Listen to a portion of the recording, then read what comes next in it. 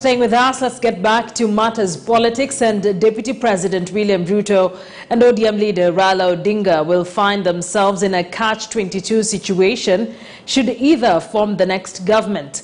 According to political pundits, Raila may be elected president but face an aggressive parliament from coalition partners of the Azimio la Umoja movement. Alternatively, William Ruto may be elected president but get few lawmakers elected on the United Democratic Alliance Party in Mount Kenya region. Our senior political affairs reporter Patrick Amimo takes a look at both situations.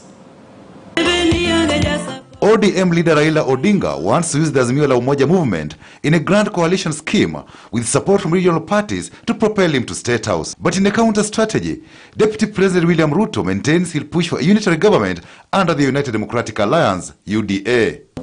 He wants one strong party where he has control. And anybody who tries, it's either his way or the highway.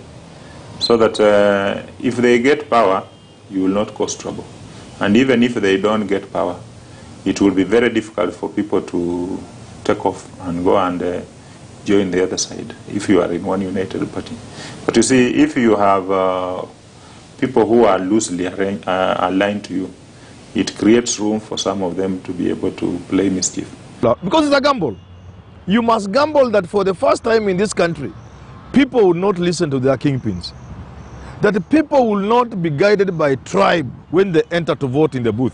Just like political choices have consequences, Raila and Ruto's campaign strategies in the race to State House will attract a boomerang effect should either form the next government. He will get azimio, that could get him to State House, but he will have to sacrifice ODM, number one. Number two, he's creating a monster by way of these small parties, so that parliament is going to be the toughest parliament we ever had since independence. Perhaps only comparable to the independence parliament. If they are able to push the Raila candidature and successfully replicate what Kibaki did, then we are in for a rough time. Because it will mean if Ruto continues his momentum and he's able to get more MPs, more senators and more MCS, and Raila wins the presidency without those numbers, one, the election will be contested, very hotly contested, because the argument would be, how were the people voting for these leaders without voting for the president? Two, it will mean that it becomes very difficult for Raila to govern. Ruto claims Raila is balkanizing the country through the Azimio la Umoja movement in the quest to succeed President Uhuru Kenyatta. Well, the moment Ruto talked about UDA being a national party, and was able, go to a point of actually telling off Moses Kuria, Raila and Uhuru could see an opening. Watu watazunguka Meru hii, wengine Isiolo, wengine Tharaka Nithi, wengine Embu, telling you how they love you.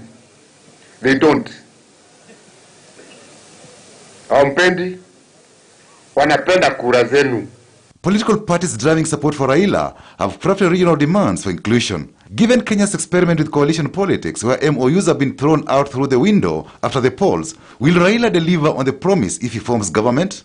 Raila desperately wants power, so he will accede to all those demands. But at the back of his mind, he knows he will not honor most of what they are asking for. Because look at the history of the first MOU, where Raila was duped by Kibaki and the people around him. The Swahili said, dalili ya mvua ni mawingu. He must do something. And I think that to me is one of the strategies they will employ.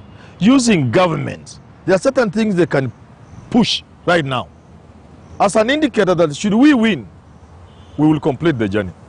Patrick Amimo, KTN News. Deputy President William Ruto's chief campaigner in central Kenya and